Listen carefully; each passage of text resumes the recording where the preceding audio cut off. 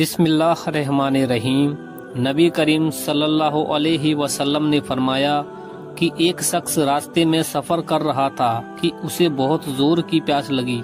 پھر اسے راستے میں ایک کنواں ملا اور وہ اس کے اندر اتر گیا اور پانی پیا۔ جب وہ باہر آیا تو اس کی نظر ایک کتے پر پڑی جو ہانپ رہا تھا اور پیاس کی سختی سے کیچڑ چاٹ رہا تھا۔ اس شخص نے سوچا کہ اس وقت یہ کتا بھی پیاس کی اتنی ہی شدت میں مبتلا ہے جس میں پہلے میں تھا۔ چنانچہ وہ شخص پھر کنویں میں اترا اور اپنے جوتے میں پانی بھر کر اس نے کتے کو پلایا۔ اللہ تعالیٰ کے یہاں اس کا یہ عمل پسند کیا گیا اور اس کے سارے گناہ معاف کر دیے گئے۔ صحابہ نے پوچھا، اے اللہ کے رسول، کیا جانوروں کے سلسلے میں بھی ہمیں ثواب ملتا ہے؟ تو آپ صلی اللہ علیہ وسلم نے فرمایا، ہاں، ہر جانور مخلوق کے سلسلے میں ثواب ملتا ہے۔ ناظرین، اگر آپ کا بچہ زیادہ تنگ کرتا ہے تو اس کا مطلب یہ ہے کہ آپ اسے اپنے قریب نہیں کرتے اور اس سے پیار نہیں کرتے۔ اگر آپ کا بچہ ہمیشہ غصے میں رہتا ہے تو اس کا مطلب یہ ہے کہ آپ اس کے اچھے کاموں کی تعریف نہیں کرتے۔ اگر آپ کا بچہ تنہائی پسند کرتا ہے تو اس کا مطلب یہ ہے کہ آپ بہت زیادہ مشغول رہتے ہیں۔ اگر آپ کے بچے میں خود اعتمادی اور کانفیڈنس کی کمی ہے تو اس کا مطلب یہ ہے کہ آپ اس کی حوصلہ افزائی نہیں کرتے۔ اگر آپ کا بچہ جسمانی طور پر کمزور ہے تو اس کا مطلب یہ ہے کہ آپ ہمیشہ اسے ڈرائے رہ سکتے ہیں۔ اگر آپ کا بچہ ضدی ہے تو اس کا مطلب یہ ہے کہ آپ سخت مزاج کٹھور ہیں۔ اگر آپ کا بچہ چوری کرتا ہے تو اس کا مطلب یہ ہے کہ آپ اسے خرچ کرنا اور ہدیہ دینا نہیں سکھاتے۔ اگر آپ کا بچہ دوسروں کی عزت نہیں کرتا تو اس کا مطلب یہ ہے کہ آپ اسے دھیمی آواز میں بات نہیں کرتے۔ اگر آپ کا بچہ کنجوس ہے تو اس کا مطلب یہ ہے کہ آپ خرچ کرنے میں اسے اپنے ساتھ شامل نہیں کرتے۔ اگر آپ کا بچہ جھوٹ بولتا ہے تو اس کا مطلب یہ ہے کہ آپ بات بات پر اس کی سخت پکڑ دھکڑ شروع کر دیتے ہیں۔ بچپن میں جو بچہ زیادہ شیطان ہو وہ بڑا ہو کر معصوم اور ٹھنڈے مزاج کا ہوتا ہے۔ بچپن میں جو لڑکا زیادہ چیختا ہے وہ بڑا ہو کر لڑکیوں کو دھوکہ دینے میں ماہر ہوتا ہے۔ بچپن میں جو بچہ زیادہ کھاتا ہے وہ بڑا ہو کر کمزور اور دبلا پتلا ہوتا ہے۔ بچپن میں جو بچہ زیادہ کھیلتا ہے وہ بڑا ہو کر ذہین، محنتی اور کامیاب ہوتا ہے۔ بچپن میں جس بچے کے بال لمبے ہوتے ہیں وہ بڑا ہو کر انتہائی خوبصورت ہوتا ہے۔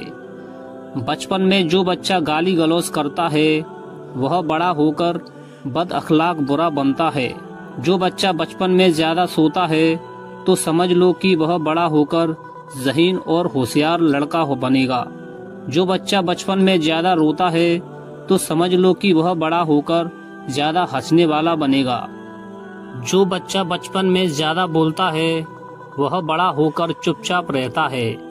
جو بچہ بچپن میں جلدی چلنا سیکھ جاتا ہے وہ بڑا ہو کر اپنے پیروں پر بھی جلدی کھڑا ہو جاتا ہے۔ جو بچہ بچپن میں ماں کا دودھ نہیں پیتا وہ بڑا ہو کر باپ بننے کے لائق نہیں بنتا۔ جس بچے کو بچپن میں تمیز نہیں سکھائی جاتی تو بڑے ہو کر اس بچے کو زیادہ خوشیاں نصیب نہیں ہوتی ہیں۔ جو بچہ بچپن میں زیادہ مٹی سے کھیلتا ہے تو وہ بچہ بڑا ہو کر صاف صفائی پسند ہوتا ہے۔ جو بچہ بچپن میں زیادہ مٹی کھاتا ہے تو وہ بچہ بڑا ہو کر میٹھا زیادہ کھاتا ہے۔ ناظرین، نبی پاک صلی اللہ علیہ وسلم نے فرمایا، راستے میں بیٹھنے سے بچو۔ صحابہ نے عرض کیا، کہ اللہ کے نبی، ہمیں تو وہاں بیٹھنے پر مجبور ہیں، وہی ہمارے بیٹھنے کی جگہ ہوتی ہے کہ جہاں ہم بات کرتے ہیں۔ اس پر آپ صلی اللہ علیہ وسلم نے فرمایا کہ آپ اگر وہاں بیٹھنے کی مجبوری ہی ہے تو راستے کا حق بھی ادا کرو۔ صحابہ نے پوچھا، اور راستے کا حق کیا ہے؟ تب آپ صلی اللہ علیہ وسلم نے فرمایا، نگاہ نیچی رکھنا، کسی کو تکلیف دینے سے بچنا، سلام کا جواب دینا، اچھی باتوں کو لیے لوگوں کو حکم دینا اور بری باتوں سے روکنا۔ بیٹی کا پہلا حق جو ہم کھا جاتے ہیں وہ اس کے پیدا ہونے کی خوشی ہے۔ اگر تمہارا کوئی دوست تم سے اپنی کوئی برائی چھپاتا ہے تو اس سے یہ مت بولو کہ تمہیں یہ سب کچھ معلوم ہے۔ اگر تم نے ایسا کیا تو پھر وہ اس برائی کو تمہارے سامنے بھی کرے گا۔